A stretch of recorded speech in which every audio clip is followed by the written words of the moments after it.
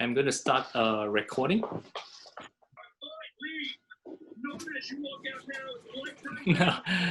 Okay, we're going to ask everybody who's joining us to actually mute yourself.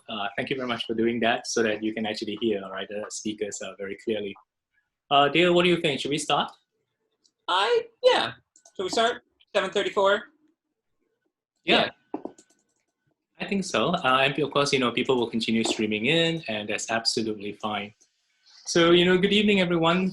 Very big warm welcome to Ping Reads 3, an event that is co-presented by Singapore Unbound and the Evergreen Review. My name is Leong Loh. I am the founder and the organizer of Singapore Unbound. So let me just see whether I can click here to give you the website address.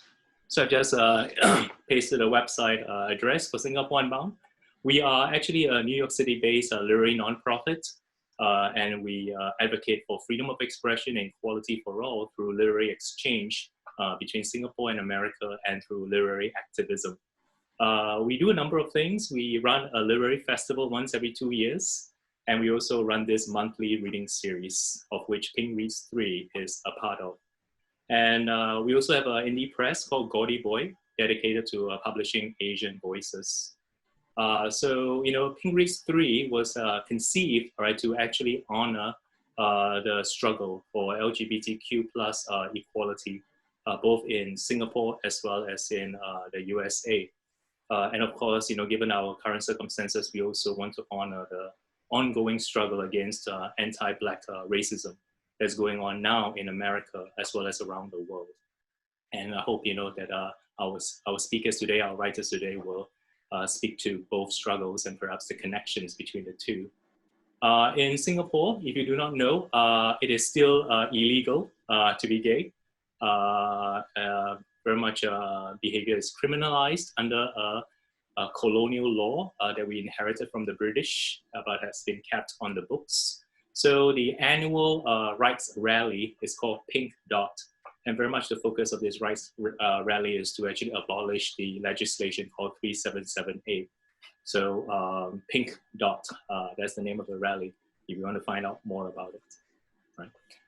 And Dale, would you like to say a few words about Evergreen Review? Let me unmute myself. Hi, everyone. I'm Dale Peck. I'm the editor-in-chief of Evergreen Review. And did you actually introduce yourself as the poetry editor of Evergreen? I didn't hear you say that in your bio. No, I did not, actually. He is our wonderful poetry editor. He's been with us for about a year. He's done an amazing job. In addition to curating some really incredible poems, I think he also shares, or maybe even exemplifies, I should say, the spirit of, I think, advocacy and activism that we're trying to capture at Evergreen. So we are incredibly honored. This is G's event, and Evergreen is tagging along for the ride, and we are really honored that he asked us to be a part of it. If you don't know, Evergreen Review was a magazine founded in 1957. Is that right, John? I believe 1957 by the great Barney Rossett, who is also the founder of Grove Press. With Grove and Evergreen, Barney sort of introduced an international world of avant-garde literature to the United States and made this country a little bit less provincial. People like, Kazuo Ishiguro, Jean-Paul Sartre, Samuel Beckett, a million other Nobel Prize winning writers from around the world. But did I say Ishiguro? No, he wasn't published there. I'm totally blanking. Mishima, that's who I meant to say. It was Mishima, sorry. Were published in Evergreen in the United States for among the first times in their publication. If you want to check us out, we are at evergreenreview.com. I don't know that I need to give a very big plug for the website. So yeah, evergreenreview.com, check us out. Other than that, tonight we're going to hear from 4 readers whom G will be introducing. And then afterwards, we're going to open it up to question and answer. I'm going to ask that you type your questions, if you would, into the chat box. And that's only so that I can see who has questions to ask. I'll look at them and then I'll just ask you, to ask your question in person. But, I don't know about you, but on my screen, the grid is so small that I might not see if you're waving your hand to ask a question. So if you put it in the chat box, then I'll just go through in order to ask questions. But first, we'll hear from all of our readers, whom G is going to introduce now. Hi, thank you, Dale. Our readers will be reading in alphabetical order. So Chris Campanioni will be reading first, followed by Lydia Kwa, Lune Loh, and then Yasmin Nair. All right, so I have just typed into the chat box Chris's bio, all right, so you can read his bio for himself. But I first discovered Chris's work when I actually read together with him at a reading in an art gallery. I was kind of blown away by the excerpt that he read from his book-length poem. I thought that, you know, the way the essay was deployed in a very poetical and yet a very political way was so interesting, because the form, the long form of the poem actually allows him to take on such a wide range of questions and to interrogate some of these practices that we take for granted. So I'm so pleased that actually Chris is able to join us today.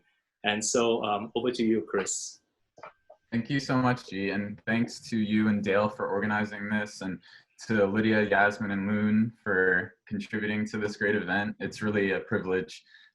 So today I'm just gonna read from my new book, actually. It's called A and B and Also Nothing. And in a way, it was like my attempt to rewrite an identity of the Americas by rewriting Gertrude Stein's Americans and Henry James's novel, The American. And it's sort of like arranged as sort of like a discontinuous series of moments.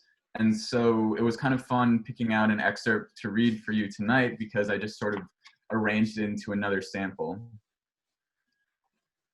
At the beach, I like to let my vision drop and feel the drift as if the tide were really reaching my feet, my ankles and calves, and the long stretch of flesh that is my thighs.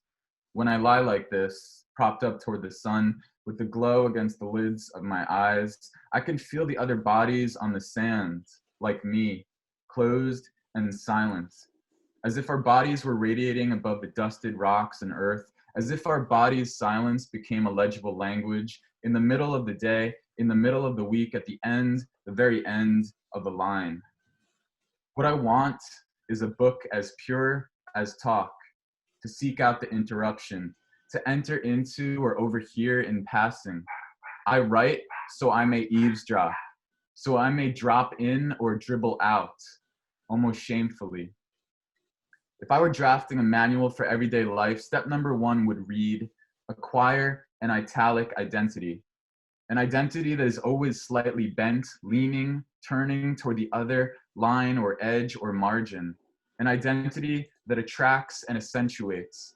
An identity that resists stasis, against nothing, if not against expertise and the territorial character of art. I only wish to expire like the Metro card I'm holding in my hand as I type this, as I swipe and swipe and swipe again. No repetition without deliverance, and no deliverance without repetition, which is about doing nothing or going nowhere or unsuccessful transmission. To complete all of these without completing anything is to flow or seep, to advance by retreating, at least to the MTA machine, to press my flesh into the black and come back differently. What does it mean to be an American in our culture of America that would rather remove our strains of difference rather than celebrate them, rather than recognize them and recognize difference as a prelude to power, strength, real strength? In my notes, I've written, how can the sharing of our stories promote activism, healing, and survival? When he left, Operación Pedro Pan would go on, and go on to become the largest migration of unaccompanied minors in the history of human passage. I'd never considered what shame could give to me, besides the feeling of being ashamed. In other words, I never considered that my lack of self-confidence and my feelings of insecurity and anxiety about being mixed or split or too much of something sometimes and sometimes not enough could be a source of enlightenment. A callus is a precursor. It says you are healing. I like leaving myself signs or clues. These hints become indications of something I can only envision once I write it into possibility. Flickers of breath that prefigure the aerobics of another life, somewhere on the other side of this one. Everything I hear, I write down, and everything I write down, I hear twice. I want to be responsible for my moments. All memories are memories of the future because we aren't remembering what happened so much as we are remembering how we felt.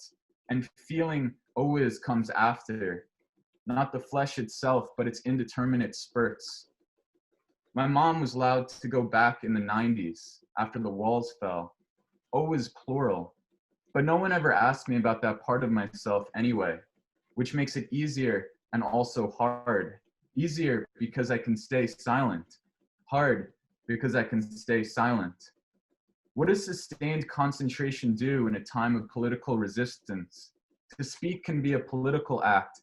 To listen is always a political act. The point is not only to give voice to, but to provide a body for that voice to be carried. I tell students my practice is to write on the subway or the bus, in the spare moments between floors or the opening of doors, against the window of a cruising jet, in the pause of light shifting. May I suggest we only ever discover ourselves when we're moving. Whatever is written down, I read out loud, and whatever I hear, I write down. I used to have so much shame. Where has it gone if not been converted or perverted into language and text? To make the ugly beautiful has less to do with manufacturing and more to do with one's view, with how we see ourselves and the people we call home. Queering the archive means seeking alternate sources of evidence. It means attending to and undermining the heteronormative, racialized, cultural, and state processes that have only produced exclusion under the auspices of forming a national identity. Queering the archive means to call into question all origin narratives and all identity premised on nation building. It means axing ownership. It means owning up to our failure to do without. In short, it means survival. There are things and people who cannot pass, or who, like the time outside of history, refuse to pass. Listening might mean an attendance to the oral residues that have no material reference. In place of video or photographs are the sonic sediments of place, the objects and bodies that are repositioned or relocate without witness. How I will write this is by taking my immediate notes, scribbled and scrambled on the page, and rearrange them in a fit of ecstasy and indiscriminate unrecognition. The violence of collage, cutting open, seeing without understanding what leaks out. If I chose to show you the page of Loose Leaf, it might resemble the bombed out epicenter of a cinema dreamscape. I can say that I want to associate my hips with the tilt of your mouth at a 90-degree angle, but I would be using the word wrong. If this occurred in the past instead of right now, I would have still used the present tense. In order to pass, to keep moving, to migrate elsewhere, I need to impersonate a human by performing as a machine. Click all of the boxes containing bicycles. Click all of the boxes containing a car. If I'm too human, I won't pass for being human. If I ask or question whether a moped is a bicycle or a car, I lose, locked out or detained indefinitely. Passing means to be just enough but not too much of yourself. It means always being in between. I fear the trope or trap of the confessional. What I want is not to believe, but to nurture the unbelievable. To suspend belief then, and in suspending, to hang or hold, to set aside a place, to provide for, to come into the presence of. What I want is in story, but myth. Not to tell the truth, but to tell of the moment truth evacuates into legend. If I am in, let me stay inside a while longer, if only to intensify my desire for being out. Like the synonym which seeks a destiny of its own, I like not knowing whose clothes I'm wearing. The masquerade of becoming American or naturalization. What a process, I often think, and really try to imagine the miracle. Placelessness, even placelessness, can be reconstituted through a new way of seeing one's surroundings. It is a question of choosing one's angle and lighting. If asked about my principles, I'd say I want to draw upon errantry and errancy and the synesthetic flirtation of a post-dated memo. Sometimes I have the thought that when I write about what happened, I might change the outcome. that has changed the future, but also the present and the past. Unclean joy and joy of being unclean. Was that it? The secret of being a person like and unlike any other. If I were asked to return to the subject of shape, I would say my lips are expansive. The wings of a butterfly are the stroke itself. I have a tendency to wet them by placing my tongue to each rim, so long as we're talking. I might ask you to go harder or to keep going. As a measure of intensity, I would like this feeling to linger. Thank you. Thank you so much, Chris. Yeah, I hope you can see some of the clapping on your screen, because certainly you'll probably not be able to hear them. But thank you so much actually for doing that wonderful reading. I have just pasted into the chat box a link to Chris's website, where you can actually find more of his work. All right, thank you so much, Chris, for reading for us. Thank you. And next up, we have Lydia Kwa, who will be reading for us. And I have just pasted Lydia's bio in the chat box for you to actually refer to. But my first acquaintance with Lydia's work in fiction is actually through her novel Pulse, in which the protagonist, a female protagonist, is very much into Japanese rope bondage. Right? But interestingly, she doesn't want to be tied up. She wants to tie others up. And it is with that daring metaphor she explores the intricate world of gender, sex, as well as identity. So please welcome Lydia Kwa. Thank you, G. Thank you very much for inviting me. Can you hear me? Yes. Okay. Thank you to Singapore Unbound and Evergreen Review for this opportunity. And it's really nice for everybody for being willing to show up here. I just want to give you a brief introduction to the reading I'll be doing. It's an excerpt from a novel that's called The Walking Boy. And it was first published in 2005, but since then I've written a prequel called Oracle Bone and a new edition of The Walking Boy that I'll be reading from. And unlike the two novels that I've written that are mostly set in Singapore, this is a novel set in a fictional China. In this case, Tang Dynasty, China, 702 CE is when this novel is set, when this novel happens.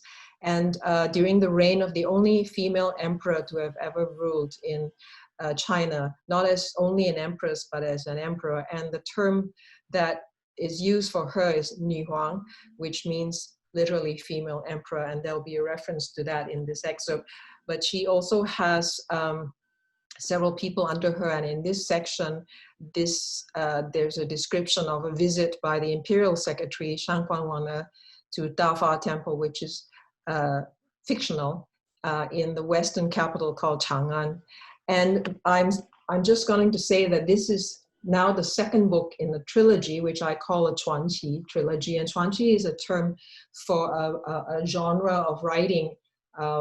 Maybe mostly sometimes it was oral storytelling, and it means literally to transmit the strange. So these are tales to do with fantasy characters, fox spirits, ghosts, demons. So I wanted to read this section where Shang Guangwana, the imperial secretary, makes a visit to Ling, the abbess of Dafa Temple, to ask her a favor on behalf of Nü Huang. And the abbess is a lesbian nun. I remember telling this to a friend of mine who was another writer, who was another lesbian, in 2003 or 2004, and she was appalled. She said, "You cannot write a novel with a lesbian nun." So that was her own internalized homophobia. Anyway, here we go. The abbess murmurs as if intimately addressing her brush soaked with ink. When there are secrets, mysteries definitely abound, whereas mysteries are not necessarily tinged with secrets. Wanna stares at the tip of the large horsehair brush as the ink drips into the porcelain bowl. Blood, the thought crosses her mind, and she shivers as if tainted with it. Mysteries are as varied as the stars in the heavens, but how many of these mysteries are we able to grasp with our limited minds? If we can't understand as a result of our flawed thinking, Why should we impulsively conclude that such things are meant to be unknowable or to remain a secret?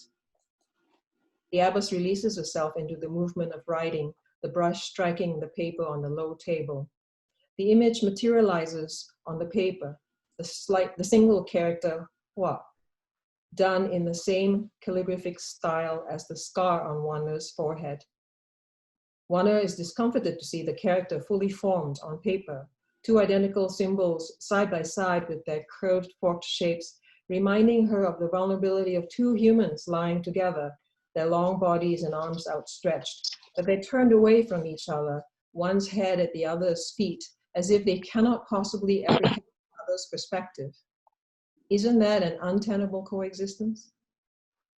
I hope you don't take offense at my forwardness. I've made this as a welcome gift to you, as this is the first time you have come to grace us at Dafa Temple with your presence.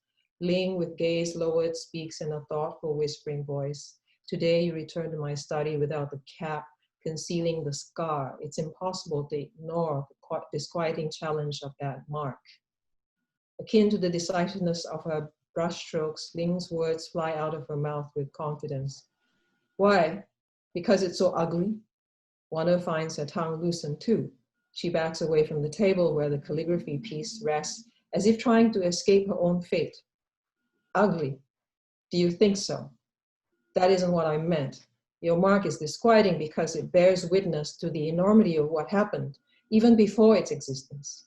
Your mark is a sign of the burden of others. You may have been taken in as a slave of the court, but what does that say about those who demand your unswerving allegiance? As for your opinion about the scar's ugliness, I am saddened by your distress. A mark, indeed, is not just a mark on the skin. Wanner's ears flush from a stinging shame. The abbess has glimpsed the raw turmoil hidden beneath her scar. How dare she be so bold?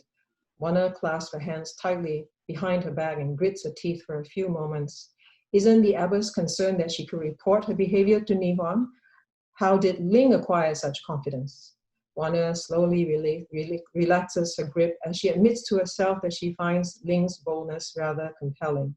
The way this nun behaves bears no resemblance to how Ni Huang exercises authority. You must be alarmed at my directness. Wanner blushes again, feeling even more awkward. I don't know what to say, abbess. I'm being rude. I'll ponder what you said. Thank you for the gift. As I said earlier, call me Ling. This is, she gestures to her calligraphy, a modest gesture. Let us drink some tea and sample these sweets while we discuss the secret matter. Before Wanner begins, her hands pinch at the emerald green gown she has changed into and start to crinkle the fabric between her fingers. She must put aside all her feelings about the calligraphy piece and her own scar. She must turn her mind instead to carrying out her duties. How shall I describe this to you? Perhaps to preface it by acknowledging that Ni Huang considers you an exceptionally gifted woman as abbess of Dafa Temple. You've earned recognition as a spiritual leader who's willing to take risks. Ni Huang is pleased that you've allowed the alchemists to pursue their work on your temple grounds. Aside from your generous patronage of the alchemists, for which Ni Huang owes you gratitude and a substantial reward, your assistance is sought for a recent challenge faced by our sovereign. Wanner pauses to take a small bite of a rice ball, its core a smooth red bean, small sweet red bean paste. Delicious. She sips more of the tea, noticing how it tastes different from the tea served at the inner palace. Her Majesty has been troubled by bad dreams. She has suggested to me that there still may be strange presences who are quite unwilling to depart from Tai Chi Gong and who are so tenacious that they affect her health. There's a special name for these creatures. Oh, 这是寄生, those who suffer death by decapitation and who cling like parasites to the living. Wanner shudders at the description. How did you know? Know what? That it was by decapitation? Ling smiles unperturbed, finishing off her rice ball and pouring more tea into their cups. I must admit that it wasn't difficult to guess whose demon souls these might be. Being aware of Wu Zhao's rise to power certainly means that I could make an educated guess as to who or what is troubling our emperor. Besides, I have some records here at Dafa Temple from my predecessor who tried to help Her Majesty. Her Majesty has been astute in choosing you. What does she wish me to do for her? This is why the request must remain secret.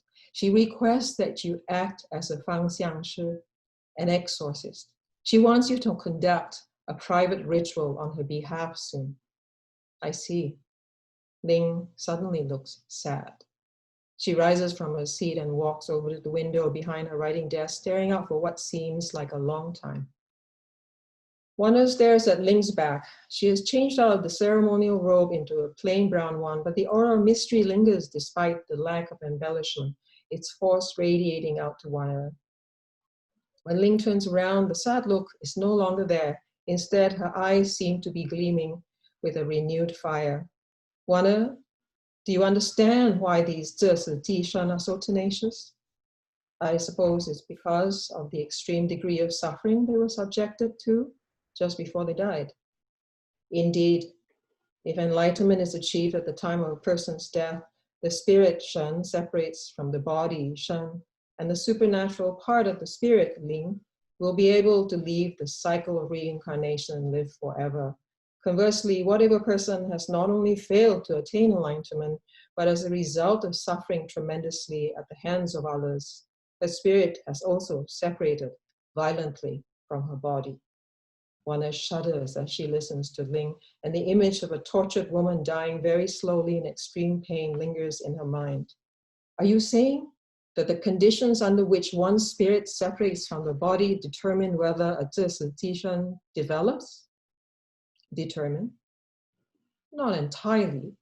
There are many who die violent deaths, so there must be some, yet only a small proportion of these transform into demon souls. So there must be some other force operating that distinguishes 这是地上 from the others. With those two women in the inner palace, we can safely infer that the immense anguish of that separation of their spirits from their bodies was a necessary condition for them becoming demon souls. But what has kept them here clinging tenaciously to Nihuang is their bitter need for revenge. The sheer force of bitterness, whispers Wanda, upset by the resonances in her life. Yes. Thank you so much, Lydia, for reading that. It was such an evocative passage, isn't it? I cannot help but, of course, relate everything in the story to what's happening around us right now. Thank you so much for choosing to read that excerpt. And if you would like to find out more about Lydia's book, I've just pasted her website into the chat box for you. And next up, our third reader is Lune Loh. Lune's bio is actually in the chat box right now. We're so pleased to publish Lune's poems in the Evergreen Review. When I first came across her work on her website, I was just struck by how, they seem to be so involved with process. They're about process. They're also in the process of actually transforming itself. I think that's not a surprise. I think there's something that is much easier to say than to do. And I think that's something that Lune does very, very well, because to remain in process is necessarily also painful. So please welcome Lune Loh. Hey everyone! Oh my god, I'm so nervous and it's so early in the morning. Wow. Okay, but I'm really stoked to be here with all of you, and thank you to G and Dale and John at Singapore Unbound and Evergreen Review, and really glad to be with Chris and Lydia and Yasmin as well. Like wow, like y'all have like a body of work, and I'm just like I barely started. I've been writing poetry for just about since like 5 years ago. So I'm relatively new to writing myself, and G also said that he felt that my work was a lot about process, and for me process is really important because I'm still discovering like my style of writing and trying to experiment with new things, and how to talk about queerness, how to talk about violence, how to talk about all kinds of things that matter to me, and things that I feel that needs to be said. So yeah, so thank you all for being here tonight and morning as well, and this morning as well. So I'll be reading 5 poems. Well, the first is already uh, published in Evergreen Review, and the rest of them are recent poems that I've written in 2019 and 2020. But even then, I would say that that poems that the poems I wrote in like 2019 and 2020 are really different poems. Like my style is really different. So I feel like I keep changing styles every like 6 months. So like so so yeah. But I hope you like them. So so okay. The first poem I'm reading is the one that's published in Evergreen Review. It's called Fem Dialectics, a Process. So here it goes. As it was imperative, as it was indecisive, as if a decision by a scion, as if a scorpion extension, the regard of a double claw, double bind, the finding of the divine. On a clear night, it was allowed for the vines to drip wine. Yet a wine of the ocean, dissolving strata into data, the fermata of the anti-border that burns bolder. Either the queen of the night or the queen of the day turns over, into ordination, into sublimation, the double sheaves and indignation, of which variable deltas flow, of which there exist possibilities, of which are snow, of which are now. So yeah, this is Fem Dialectics, a Process. I admit that I kind of got it mixed up with all kinds of things that I've been learning in National University of Singapore. I'm a philosophy and English literature major, so I do have that interest in like reading philosophy and thinkers and their works, and I feel like I kind of mixed up some thinkers in here, even though it's about dialectics, but I'll just let that slide, I guess. So yeah, and the next couple of poems, the next poem I'm going to read is it's a lot more personal. It's called it was published in a Singaporean journal called Soft Blow, which is edited by the wonderful Cyril Wong, if y'all know him. And so yeah, so it's one of my earlier poems in this set. So, and it was written after Pooja, I mean kind of after Pooja Nancy's first poetry collection, Love is an Empty Bar Stool, but I took my liberties with this as well. So here goes. It's called An Empty Bar Stool is Love, after Pooja Nancy. Dreaming on a bar stool, on an infinity of regression of dreaming bar stools, we in the dream bar, you crafting cocktails for me in the telegram command at your username, we watching Europe go by as art no view, 2 blue ticks consent to a means to an end. 4 morning, bar me, eyelids, lips, poem for you soaked in vodka and tomorrow. You opening whiskey and observer effect. Sizes A4 on the rocks, A3 shaken, A2 stirred. One night, we went to a bar to drink water. One day, we discovered alcohol to be water. I woke up in a universe without dreams. We watched the bartenders set twin suns. Being in itself and being for itself, for myself. Thank you. So this was An Empty Bar Stool is Love, after Pooja Nancy. And I guess, so I have 3 more poems. I hope I have some, G, how much time do I have? Maybe you have another 5 more minutes. 5 more minutes, okay. Okay, I'll see if I can read the next 3 poems. If not, that's all right as well.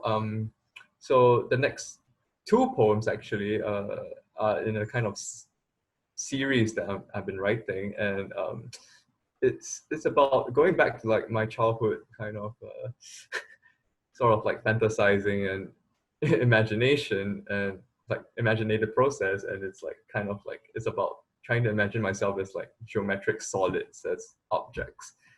So and this is also kind of like my response to a branch of philosophy called object-oriented ontology, and because like sometimes I just don't want to be a person. I don't even want to have gender. So this is a way for me to think about possibilities as well. So the first one I'm going to read is called am cone. So like I am cone, but without the I. So yes. So this is am cone. What's a way to say where am dented? Protrusion affects what affects the protruded and the protruding. So am must be seen to be believed. Am infallible. Flat face, round face, edge, round, edge, line. Am touchable, am touched. Am not felt, am not feeling. Yeah, so this is am code. They're all really short pieces. I can't write anything more than like 15 lines. So, and this one's called, so the next one's called am cube. So where, well, in the previous one I was a cone, so this one I have become a cube, I guess. So this am cube. 1. Oh side, oh vertex, oh corner. 2. To be touched is to be local, localized. 3. Slightly off perpendicular from the ground manifold. 4. Objective quality and solidity as formal difference. 5. Am side parallel to side with wet space between. 6. Dust encrusted side contains little shade. So yes, this is M cube, which has like just six lines about being a cube. It was not, these are not easy poems to write at all. So, but thank you for listening thus far, and I guess I have time for one more poem, right? So yeah. This one is, as I guess I'll be moving from objects to the body, like actually talking about the body. So the body is a different thing, right? It's an object, it's a subject at the same time. So this one's a bit of a different take as well. So this one's called left breast, take 1 to take 5. 1. Take your left breast, fold it into the pocket of your missing chest. 2. Take what's left of the silicon left in breast, the acquaintance a star-stained tumor scar. 3. Turn left onto main body, take a right turn at excavated rib section, no destination abreast. 4. So I've taken that I counted to 4, counted breast on 1 and 3, how they drooped, counted breast on 2 and 4, how they sounded better on the backbone, on the missing beat. I learned them, left behind, direction, notation. 5. Triangulating breast as darkening, left pocket, right sound, tune to take empty. Thank you. Do I have any more time? I think, yeah, we ran out of time, unfortunately. Okay, that's fine. No, that's great. Thank you so much. I think you read 5 poems for us, right? So that's wonderful. Yeah, thank poems. you. Yes. Yeah, thank you so much for reading those poems for us. And I've actually put the link to your Evergreen review poems in the chat. So, you know, for those of us who are listening to you, I hope many people will actually check out your work in Evergreen review. Thank you so much, Lune, for reading for us. And also thank you for like putting my blog, even though like I don't update it that much. But I'll try my best to update it after this. Oh, I'm sorry. I should have asked for your permission first before putting No, your that's blog okay. link. No, you have my full permission. Like don't worry. Great. Thank you, Lune. I just want to say really quickly that those poems were just gorgeous. I know that I'm not a reader, but I was very moved by those poems, Lune. Thank you for sharing them. Thank you, Sam. Thank you. Thank you let us so not take too much time from Yasmin. Thank you. And our last reader, before we launch into our discussion with our authors, is Yasmin Nair. I have just pasted Yasmin's bio in the chat box for you to take a look. I first read Yasmin's work actually in the Evergreen Review, and the essays that I've read there and elsewhere now have always kind of blown me away. They upset all my convictions, they challenge all my certainties, and I expect to be equally challenged tonight because she always has something original and provocative to say to us. So please welcome Yasmin. Thank you. Thank you so very much. And Lune, yeah, I have this thing for anything about breasts, and I loved that last one. Was just, yeah, thank you. It was just, all of them were amazing, and thank you especially for the last one. Everyone. Thank you, everyone. Dale, G, John, Evergreen Review, Singapore Unbound, Lydia, Lune, Chris, everyone. I'm just really honored to be in this company. So just to get right into it, what I'm going to read today is a new piece. It's actually the first iteration of a longer piece.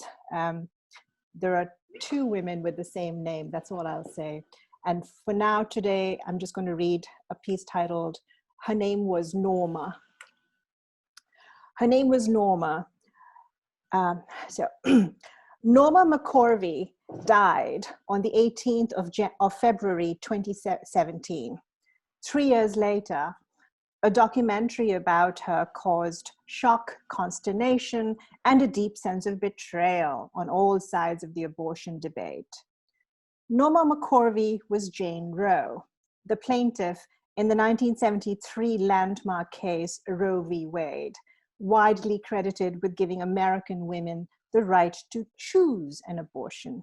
The film is AKA Jane Roe. In truth, as we know, abortion rights today are still enormously restrictive, almost as restrictive as the day Mccorvey, then in 1969, 20 years old, tried to get an abortion in Texas, where women could not legally terminate pregnancies without traveling out of state. Finding herself pregnant with no hope from medical doctors, even though she claimed to have been raped, Mccorvey found herself at a back alley abortionist, a place crawling with cockroaches and caked with dirt. She took one look and feared she might not leave alive. She returned home and eventually, months later, gave birth to a child she immediately put up for adoption. In the intervening years, someone put her in touch with two female attorneys who were looking for the perfect woman around whom they could argue a case for abortion rights up to the third trimester. She had to be poor enough so that she couldn't make her way outside the state for an abortion. In Mccorvey, they found the perfect candidate. When they won the case, famously, they called to congratulate her and said, "Norma, aren't you happy?" She responded, "Why should I be happy? I had the baby." In 1989, 20 years later, women from all over the country marched on Washington for abortion rights. Among the celebrity speakers, bristling and brimming with privilege and seething rage, were righteously indignant women like Whoopi Goldberg and Sybil Shepherd.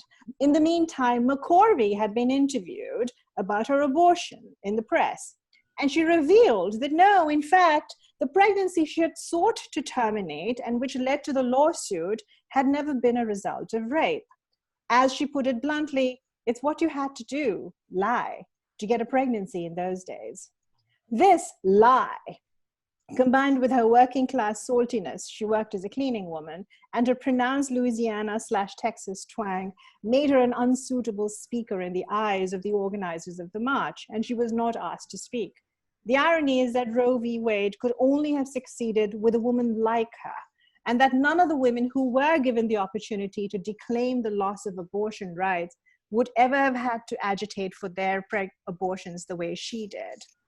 As the years wore on, Mccorvey's health and finances became more precarious, and she eventually renounced her own abortion, became a born-again Christian, and found a home in the arms of the anti-abortion movement, which delightedly found its poster child in her.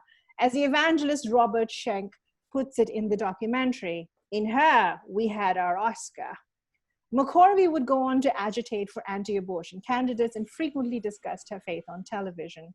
The abortion rights movement, the same one that had refused to let her have a prominent voice despite her foundational role in what they stood for, now expressed a profound sense of betrayal. How could she, they wondered. See, we knew we could never trust her. And then, 3 years after her death, McCorvey posthumously once again horrified everyone on all sides. The documentary, aka John Roe, features footage of her revealing that she had only taken on an anti-abortion stance in exchange for money paid to her through various means by the anti-choice forces, including Randall Terry's infamous Operation Rescue organization. The amount totaled about $450,000 over several years. In the film, McCorvey openly states that she's in fact for abortion rights and alternately laughs at, derides, and mocks the hypocrisy of those who thought they had bought her views. Ha, she says, I'm a good actress. All of this may not be entirely true, although because McCorvey sometimes did not hold to the truth with great fidelity.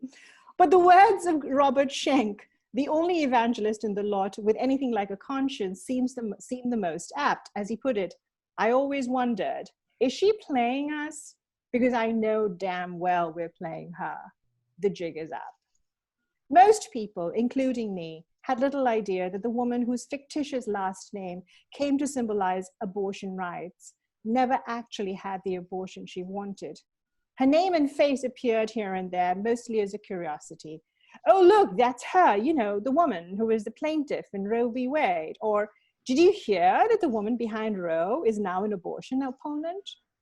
And most people, including me, never knew she had been involved in several lesbian affairs and relationships, including one with Connie Gonzalez, with whom she lived for 35 years. In their responses to the film, the magazines The Advocate and the UK's Pink News both used the exact same words to describe her. And they said, quote, McCorvey, who identified as a lesbian, but had relationships with men as well as women. The "but" is indicative of the mainstream gay community's deep suspicion of anyone who can't be identified strictly by an easily identifiable sexuality. The "but" includes someone who can't really be trusted. They could, of course, just as easily have written McCorvey, who identified as a lesbian and had relationships with men as well as women.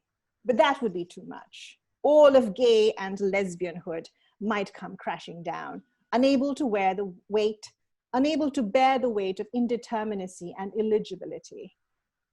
To date, despite all the proclamations of hero status that arrive each Pride Month, every month we look for new heroes. To date, there has been no mention of even the possibility that we ought to place Norma Mccorvey in some kind of firmament that acknowledges her deeply important, even if conflicting and sometimes confusing place in American history. Without her, there would be no Roe v. Wade, as flawed and inadequate as it is. With her, all our pasts, the queer one, the feminist one, the ostensibly straight one, become infinitely more complicated and infinitely richer. The word lie often comes up in accounts about McCorvey, whose tales of herself are shot through with what we might call omissions of all sorts. But if we were to look at histories of women and queers more honestly, we would have to acknowledge that they failed to incorporate the lives of those like her. She was hated and mostly abandoned by her mother, whom she declares a bitch, a two-faced bitch. At the tender age of 10, she ran away with a girlfriend, and they somehow managed to get a hotel room where they were found kissing. And this placed her in a disciplinary school for girls, which she would later say she loved because, as she put it, I've never seen so many boobs in one place. After she got out of there, she was placed with a relative who repeatedly raped her. Then she married a man who, she said, hit her when she got pregnant. She was shunned by a movement literally built on her name, and so on. Gay and lesbian history and a certain strand of feminist history is based on the unimpeachable truth, or some version of it. We like our heroes to be untainted, preferably beautiful, cultured. McCorvey was not a flawed figure. She was a human figure, barely making it under the strains and stresses of capitalism. And she, at the end, gathered all her reserves and gave a giant finger to the anti-abortion movement that thought it had managed to buy her silence. Norma Mccorvey was a lesbian. Norma Mccorvey was not a lesbian. Norma Mccorvey was unable to bear fidelity to the truth. Norma Mccorvey told the truth like no one else. Her name was Norma Mccorvey, and we need to do all we can to remember her. Thank you. Thank you so much, Yasmin. Right, wow. Great. I can't wait for your book to come out. Oh, really? This is really heartfelt. I'm just waiting to read all your essays collected together. I have just pasted on in the chat box Yasmin's website if you want to check out more of her work. And I believe she has a new website and she'll be actually uploading new materials on the website as well. But now for the discussion, with Dale and also with you, the audience, who has been listening to our 4 terrific authors. Over to you, Dale. Okay, first thing, I would like everyone to please unmute themselves and give our 4 readers, Chris, Lydia, Lune, and Yasmin, the round of applause they deserve, and the thunder they would hear in a real room. Clap, clap, clap, clap. Really nice. Thank you so much. Okay, now mute yourselves so that we can hear that responses to their questions. So as I said at the beginning, if you missed, if you would, please type your question into the chat box. I'm not going to read it. I just want to see who has questions because I'm right now I've got 2 screens of people, so I'm not going to necessarily see you if you wave. So just put your name in there and then I'll call them there. I'm going to get things started. I want to start with Lune Loh if I can, just because I was rereading your poems that you published in Evergreen this morning. And I was actually struck by something you said in your introduction, that you wrote these poems in late 2019 and early 2020, but already they seem very distant and very different from you. I mean, so much has happened. In the poems, it seems to me that there's a real tension between a kind of expression of honest, simple, straightforward emotion, and then the way in which the internet and technology recognizes us and recognizes our emotions, or fails to. I wonder now, in the wake, of all of this social distancing and isolation and stuff, if your feelings about that have changed, if they've deepened, or if they've run counter some of the things that you've said before. If you want to talk about that. You're referring to like the suite of poems that are published on Evergreen, right? Yes. Oh, okay. I wrote them like across a span of time, and it was actually pre-COVID. So when I guess when I read them now, they do seem very different when read in this context. I would say technology has mitigated much of that pain that in which the distance that or at least the kind of distance that the pain from the distance that COVID brings is mitigated. So but there is still some form of pain because like in the end, like you can't touch someone. You feel them in a different way, like not in the sense of the air between you, or like the heat and air and that physical space and time between you, but in a different kind of spatial temporal space, like code and JavaScript and the general cyberspace kind of like space, which does feel very different, and brings its own pain as well. I'm not sure if I'm answering your question, but am I? I think so. Yeah. Yeah.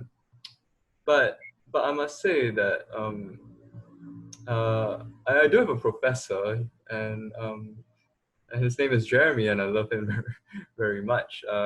And he did remind us that in this time, in times like these, right? He reminds us like the words and the text of the thinker Jean-Luc Nancy, who wrote The Inoperable Community, that I think I'll just quote him verbatim, that space, it is space that is first needed for touch. So this COVID, well, I mean, I feel that I feel some resonance with Jean-Luc Nancy in such that we might be distant, but it is that distance that, albeit, I mean, although it's painful, it has brought us together in a different way, as opposed to in a time where we could all mingle and our bodies could touch each other. And technology kind of facilitates that sort of distancing, but also that yearning and that new form of community that I believe is something that we could get used to, and that it's something that we could eventually bear as a species, and as a technological species especially. So I guess technology has helped us, feel that distance a lot better. Yeah. So I guess that's my take. So yeah. Yeah, I want to continue with that, Chris. I mean, your is that considered prose or a poem? I feel like it could go in either category. Let's start there. The brilliant folks at Otis Book Size Mystery Editions, who's my publisher, I think they published it. It's interesting. If you Google me and the name of the book, it comes up as a novel, but I think they published it as a book length sort of like auto theory, which again is kind of evading the question of genre, but to me, everything is in a way poetry. But yeah, it was interesting, and I don't want to cut you off, Dale. I wanted to kind of continue this idea that Lune mentioned about her, the work and feeling a sort of necessary distance after publication. I think no matter what happens in terms of like the landscape of the culture in between writing it and publication, I think that the author always feels a distance, and it's only, if anything, it's because writing is nothing if not an experience of duration, right? So it's like, I often feel that by the time a book is published, it's already kind of outmoded upon arrival. But I think that that's a productive displacement, to feel like, and to harness that in the text, that your work, whether it's a novel or a book-length essay or a poetry collection, it is inconsistent, and necessarily so, because you're growing and developing and changing as a person while you're writing that work, whatever it is, that body of work. And actually, I'm trying to like think about productive ways to feel outmoded upon arrival, and to really think about, harnessing this sort of, you could say, kind of like precarious aspects of the text as it's being written or composed. I don't know if that was what you're going to ask me, but I just wanted to jump in there. No, but it was great. So please do jump in. I was actually good. I'm sort of, I think, just a little obsessed with the current moment that we're inhabiting and stuff. And of all the many, different provocative, statements and positions that you took in the piece that you read, that the thing that jumped out at me was that you mentioned that you like to write while you're in transit, when you're walking around, when you're on the subway and snatching. And I wonder, now when there's less of that, or when it's fraught, when we're doing it, how has that impacted your process? Oh yeah, it's pretty much, a friend joked, a previous book of mine, she said, why don't you just call it F-Train Poems? Because I'm always writing on the F-Train, and I make the scene of writing into the narrative itself. I think the narrative, like plot, dialogue, narration, always kind of takes a literal back seat to the scene of writing. but it's been very difficult because I think of, especially more and more, and I think hopefully that was evident in the excerpt I read from this new book, I think of the text as more sort of continuous interface in which seemingly disparate things can intersect, converge, and in a way multiply as versions. And you cannot get that kind of discontinuous interface experience without actual movement. I've always felt, I mean, if you go back to someone like Thoreau who like walked while writing, I think this movement is so important. And I think oftentimes I'm hopeful that I can maybe rematerialize the scene of writing, meaning the movement outside in the text itself, whether rhythmically or through the content. But it was very difficult. I didn't write anything for like 2 months starting in March. And that is so unlike me. I'm often more of, I think of myself sometimes less as a writer and more of like a composer in terms of like sampling text and sampling combinations of moments. And so often I think I'm putting together like really different moments, both high and low in terms of culture, and trying to think about ways in which to reinvent the narrative for the book itself. And I just can't get any of that without being on the subway and being around people. And I think if there is a privilege to paying so much money for rent in this city, it's the fact that for me, New York City has always offered that experience to write as we move. So it's been very difficult. Okay, a question for Lydia. Let me switch my view here so I can see Lydia as I ask this question. I loved what you read, and I love an historical novel, but I was really struck by the almost offhand remark you made that one of your friends said you can't have a lesbian nun, and you felt that this was her internalized homophobia acting out. I wonder, first of all, if you were surprised by that reaction, or if it was, you know, in essence, something that you anticipated, and that's what you wrote towards. Did you choose to make this character a lesbian for strategic placement of queer characters in history, or was it something that you simply did because you felt like making her a lesbian, and then you were rather surprised by the way this person responded? Well, because I identify as lesbian, as queer, I mean, deliberately, this novel, there's all these inflections of queerness throughout my work, poetry or fiction. So I deliberately wrote Ling as lesbian.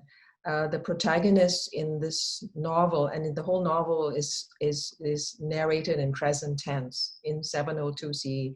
And the walking boy is actually an intersexed person, but identifies as a boy or has been seen as a boy. Left side female, right side male, sort of a kind of mytho-poetic kind of sense of, you know, having him embody that. So therefore I deliberately chose to do that in terms of the character Ling. There's a gay monk in there. You know, the whole novel is queer. I mean, it might be set in 702 CE, but it's not really a historical novel. It looks on the surface like a historical novel, but it's not at all. And then when this friend of mine, who was also lesbian at the time, still alive, was just starting to write, was shocked and said, "You cannot do this." I was shocked. And I did not get stopped there. In fact, I was even more determined. You know, hell, I was going to do it. I'm doing it anyway, right? So the interesting thing in terms of this person, when I look back at her body of work, she really wanted the approval of the publishing world. So she veered from first novel that was explicitly had a lesbian protagonist to writing a very heteronormative narrative, and gained a lot of public recognition and support. So within that context, you can see her response as reflecting her own values, her own choices, her own decisions, right? But it was very unpleasant on the receiving end to hear such a comment. It's like, whoa, yeah. But she was actually had a finger on the pulse, because indeed, you know, one does not do that and still gain enough success. You don't, but who cares? you know, I do, but not really, not enough to stop writing like that. So Good, don't. yeah, thanks. Okay, and one question for Yasmin before I throw it wide. Yasmin, my darling, you know how much I love you. Yasmin's published several times in the Evergreen Review, including an amazing piece simply titled "A Manifesto" that I cajoled her into writing and that she knocked out of the park. It's really amazing. I urge you all to check it out. Yasmin, if you've ever followed her at all on social media, you know, has taken various stances over time against the idea that the love that we feel for each other as liberals, as progressives, as queers, is an appropriate or political response to various forms of injustice that we're faced in the world. Yet as I listened to you read this piece, what struck me was the incredible compassion that you felt for Norma Mccorvey, that I think permeates all of your writing, which is one of the things that drew me to you, that you're so uncompromising in your political stance, and yet everything is motivated by compassion for the afflicted, compassion for people who don't fit into a particular box or category. I wonder if you can talk a little bit about that tension. You know, it's such a moment. I meant to say this earlier, you know, yesterday was the anniversary of the Pulse shooting, and on the anniversary of the Pulse shooting, it's no mistake that our government decided to announce that they were rolling back protections for transgender people in this country. If you don't know what the Pulse shooting was, it was a nightclub 4 years ago in which a man walked in, a gay nightclub, and killed 50 people, wounded another 50 more. And, you know, that kind of incredible callousness, you know, that we're experiencing from our government, I think produces a strong emotional response. How do you balance those two things as well as you do without going crazy? You're muted. You're muted. I always forget that. Yeah. Yes.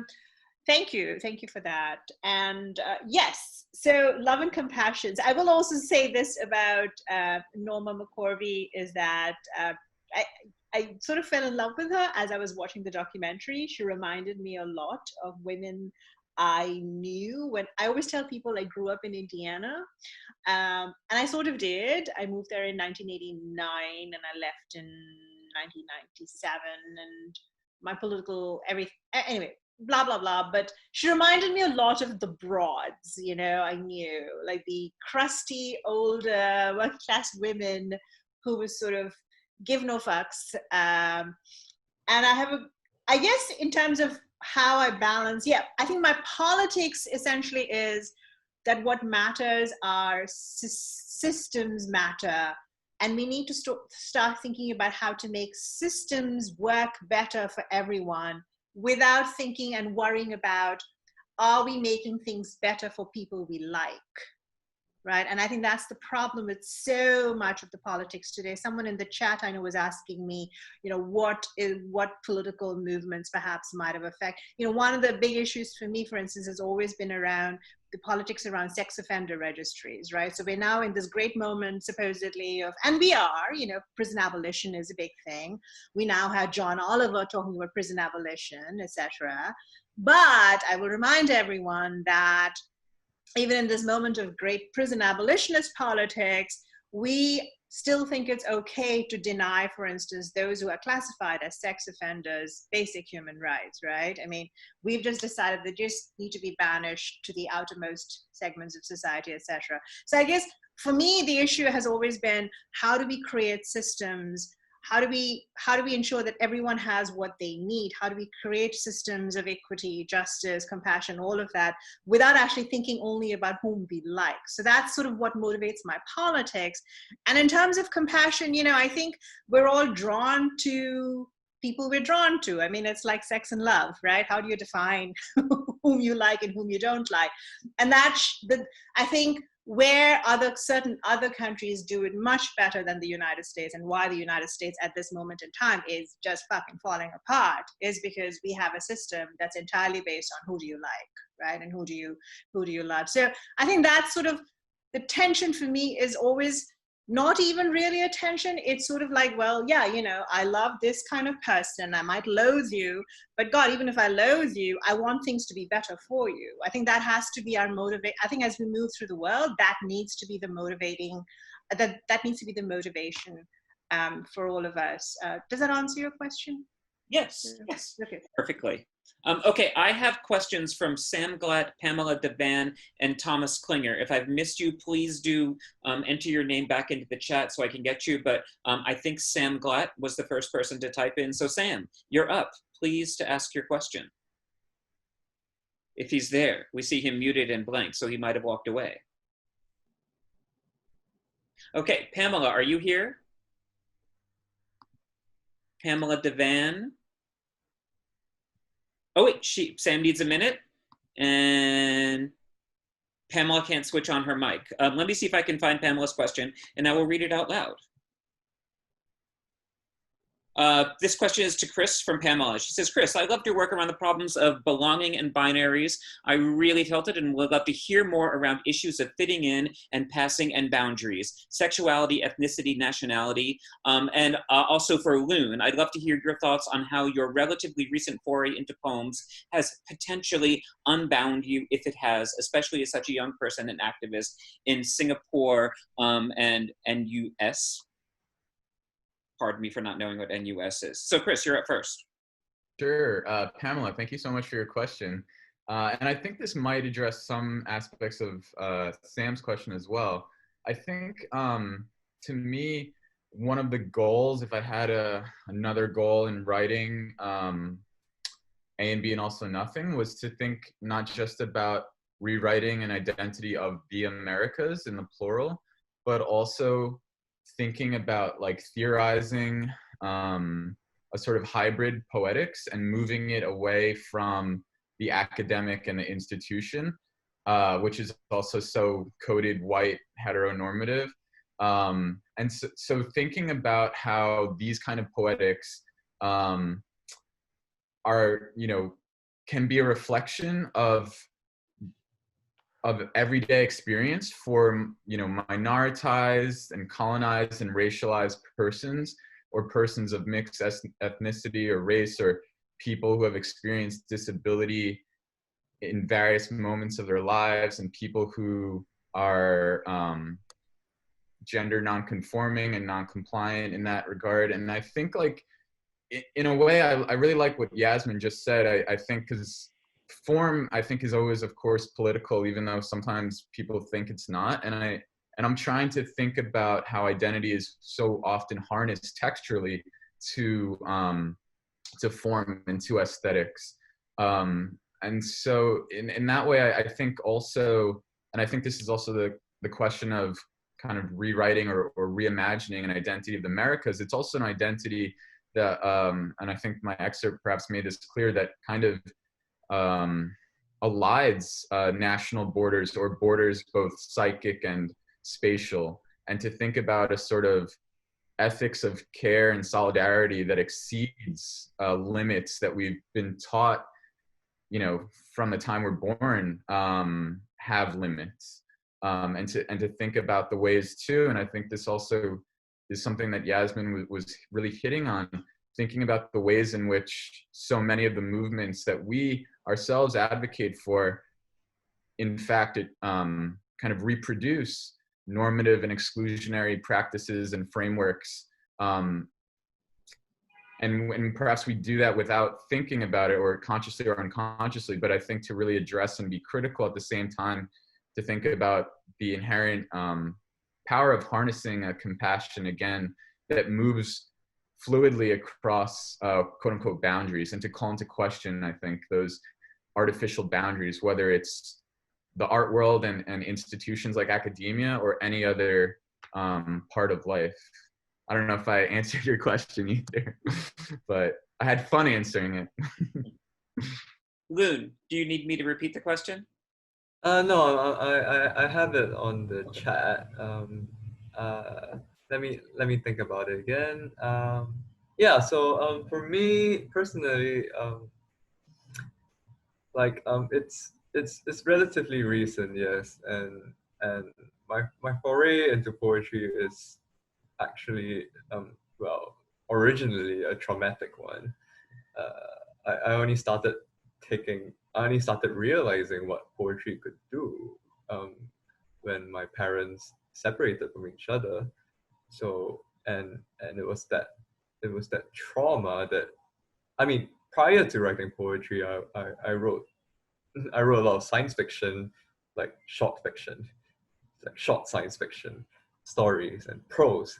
So and I didn't really understand what poetry could do and how poetry worked until that the emotional register hit me and suddenly words started falling into place. So that was like a couple of years ago. But it's quite a distant time for me. So and I'll agree with you, Pamela, that I mean I would think that, I mean, the writing of poetry, the process of writing poetry in itself is a kind of unraveling as well. So, and I guess unbinding in that sense, because I mean, and I mean, which is a strange thing, because words are like binding in some sense when you string them together and when you put them in form, but it, at that same moment, it has that potential to unravel certain things about yourself and certain truths, certain statuses, certain conditions. So and yeah, I I do feel like I'm being unraveled as the process goes, and that unraveling, well, which is why I'd say my style keeps changing in like 6 months, like every 6 months, you know, like like because I'm always in this process of unraveling and learning, and so poetry helps with that. And I mean, much of my old poems are on my blog at Lune.city, and you can kind of see that there is that very stark distinction between the poems that I used to write in 2017 and the poems that I write now, because, well, I'm constantly unraveling what I know about myself, what I know about the world, what I know about writing itself and the process of it. And honestly, I enjoy it so much because, like, I mean, Singapore is such a Singapore is a hellhole. You know, it's a place where lots of things cannot be said. It's a place where a lot of articulations don't come to life at all, and of course, like with regards to activism, there are a lot of things that still haven't been, like, we haven't achieved a lot of things, and we are still in the process of healing, and we have barely even begun to start treating things as political. So so I mean, for me, writing is just unraveling that political intensity and sharing it with all my other friends, and for me, it's really just part of my praxis as well. I mean, I try to do activism at the same time, and to me, praxis comes in many forms, and one of them is definitely art. So yeah, I don't know. I hope I answer your question. It's quite a roundabout way of answering it. Yeah, thank you. Pam, welcome back. I believe you're up with a question. So actually, Chris answered my question when he answered the other question. But yeah, I mean, my question was answered. I do want to reiterate, though, because I know that I spoke in earlier, that Lune, your poems that you shared with us were absolutely stunning, and I'm really looking forward to more of your work.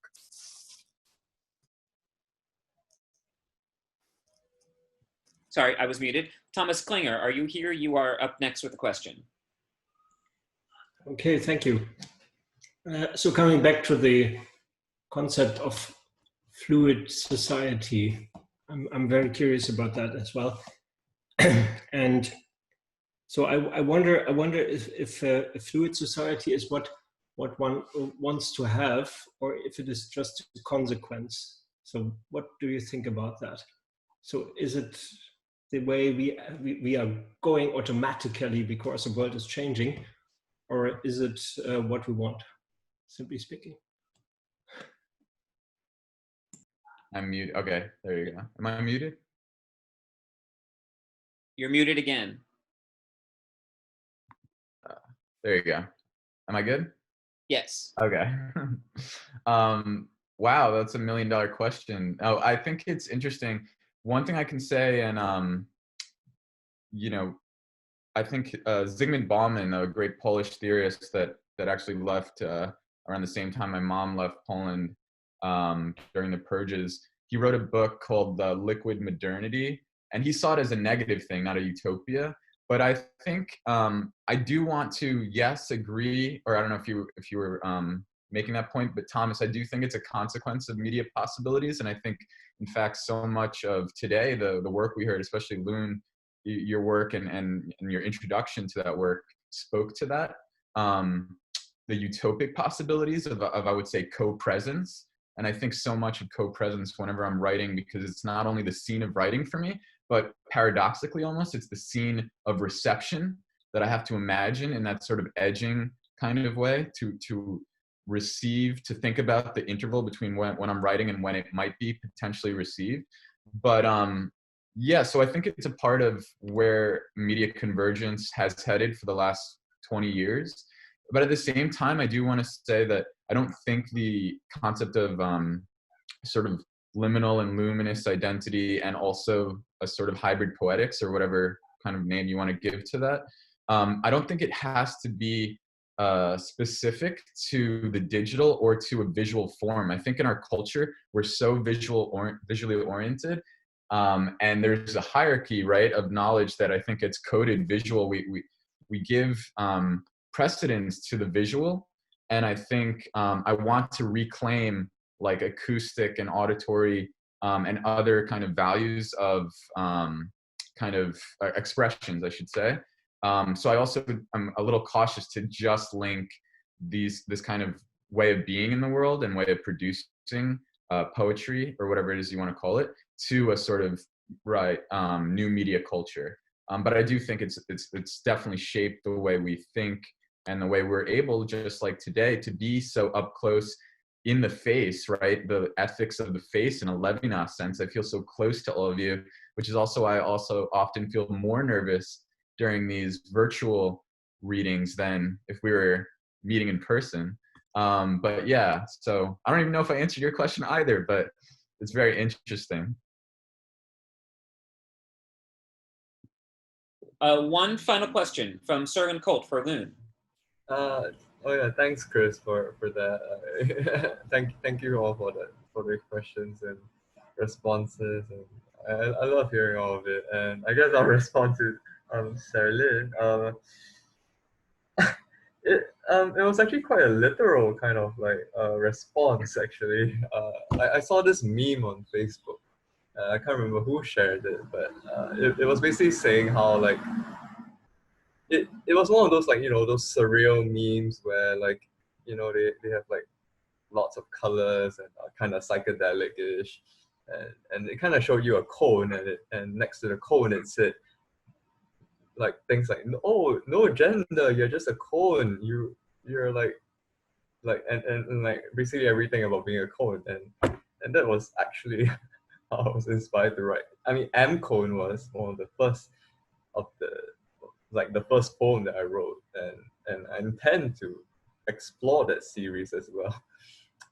so I mean now that you say about neurodiversity, I mean I can see where you're coming from, and it was not my intention at all, but thank you for bringing that up, and thank you for putting forth that sort of perspective, because I mean through my studies I realized that some people are well, they have a much closer relationship to their bodies, like how like the thinker Merleau-Ponty would say that, you know, your body is both the subject and the object, and that there's embodied knowledge within the body. But I mean, in my life, I've met people who have a great relationship with their bodies, and I have friends who have, well, a lot more detached and distant relationships with their own bodies. So I would say that, I mean, if these poems could speak to them as well, even if it was more of like a jab at gender in general and gender norms, and of course being a transgender woman, like I mean, I sometimes get tired of being any kind of gender. So and it's just a whole mishmash of things, and of course me trying to get into object-oriented ontology. So it's like it's all these thought processes that are coming together, and I'm just really experimenting with these things. But if it speaks to people in that way, I really love that it does, and I do hope that it can be read as such as well, because neurodiversity. I hope I answered your question. So thank you. And that has brought us right to 9 o'clock. G, do you have any final remarks you want to say?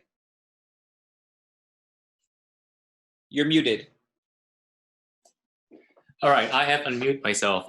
No, except I thought, what an incredible discussion, really. I mean, the questions are wide-ranging and the answers have been, as Yasmin said, so generous and insightful.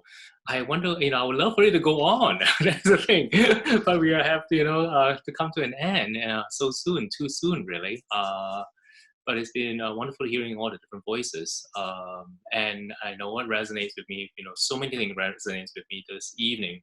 But in particular, what Yasmin says about building systems, that would give someone whom I do not necessarily like, what that person need. I think it's such an important, political ideal to hold on to, at this moment. So yeah, and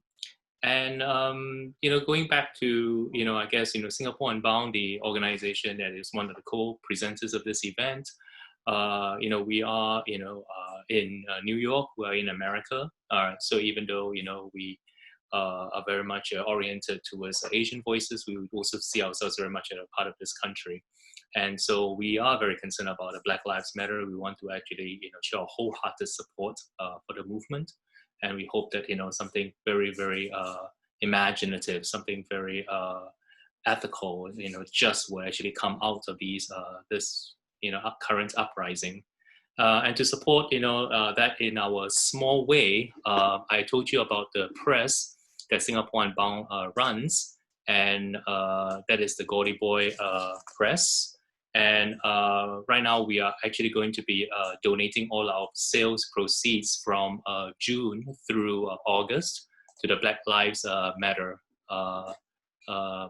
organization. So if you want to check us out, at Gaudy Boy and buy a title, a book by an Asian author, the money will actually go towards supporting this fight. Yeah, that's it. I want to thank again our four fabulous readers, Chris Campanioni, Lydia Kwa, Lune Loh, and Yasmin Nair.